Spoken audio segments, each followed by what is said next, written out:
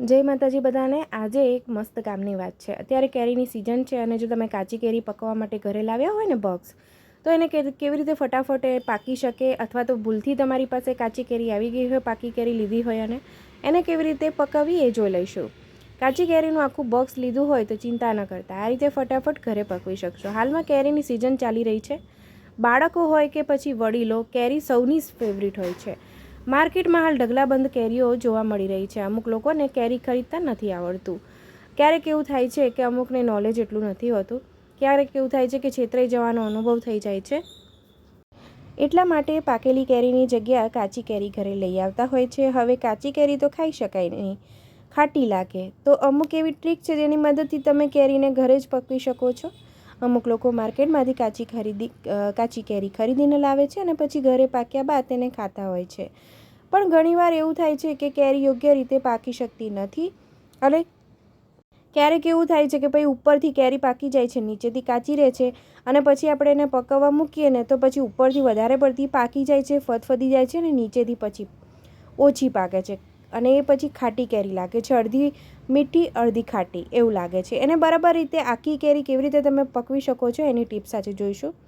આખી પેટી લીધી હોય તો ઘરે લાવીને તમે પકવી શકો છો। તમે કાચી કેરીને બેડ અથવા કોઈ ટેબલ નીચે મૂકીને ઉપર બોરી રાખી દો, બાદમાં પેપર વડે સારી રીતે લપેટી નાખો, પછી પાછું ઉપર બોરી રાખી દો। તેનાથી કેરી જલ્દી પાકી જશે।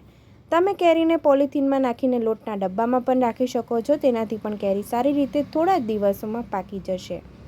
લોટના ડબ્બામાં ઉપરાંત તમે ચોખાના ડબ્બામાં પણ કેરીને સ્ટોર કરી શકો છો, એનાથી પણ તમારી કેરી સરસ એવી જલ્દી પાકી જશે। 3 થી 4 દિવસની અંદર કેરી પાકી જશે અને કેરી જલ્દીથી પાકી જાય છે કારણ કે આપણે એને ગરમાવો આપીએ છીએ। જેટલું એને ગરમાવટ મળશે એટલી જલ્દી પાકી જશે।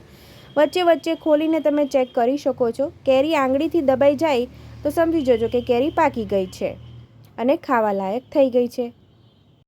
હવે છેલ્લે બીજી એક ટિપ્સ એ જોઈશું કે તમે કાચી કેરીને પકવવા માટે તમે ઘાસમાં પણ દબાવીને એને પકવી શકો છો। તો એના માટેની રીત પણ આપણે જોઈ લઈએ। તો કાં તો તમે ઘાસમાં દબાવીને રાખો, કાં તો પછી એને લપેટીને મૂકી શકો છો।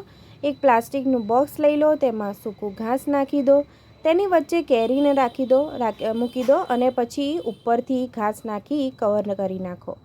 એના કારણે શું થશે કે કેરીને થોડો ગરમાવો મળશે, એના કારણે આપણી કેરી સરસ એવી આખી પાકી જશે। આ ડબ્બાને એવી જગ્યાએ તમારે રાખવાનો છે જ્યાં પ્રકાશ ન આવતો હોય અને પછી 2 દિવસ બાદ એકવાર ચેક કરી લેવાનું છે। જે કેરી હલકી પાકી થઈ ગઈ હોય ને એને માટે પહેલાં તમે તેને ખાવાનું શરૂ કરી દો અને તમે જો પાકી ગઈ હોય તો અને હજી તમારે એને ખાવી ન હોય તો તમે એને ફ્રીઝમાં પણ મૂકી શકો છો। તો જ્યારે કેરી આખી પાકી જાય પછી તમે એને ફ્રીઝમાં મૂકી દો, જેથી ઠંડી ઠંડી કેરી તમે ખાઈ શકો। તમે કોટનના કપડામાં પણ કેરીને લપેટીને રાખી શકો છો।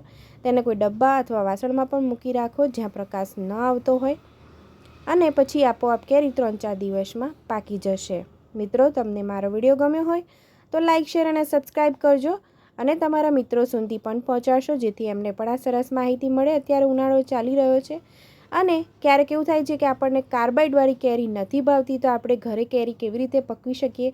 તો જો તમે કેરીનો ડબ્બો કે કેરીનું બોક્સ લઈ આવ્યા હોય તો તમે આ રીતે ચોક્કસ પકવજો, જેથી તમારી કેરી સરસ એવી પાકી જાય અને બિલકુલ નહીં બગડે।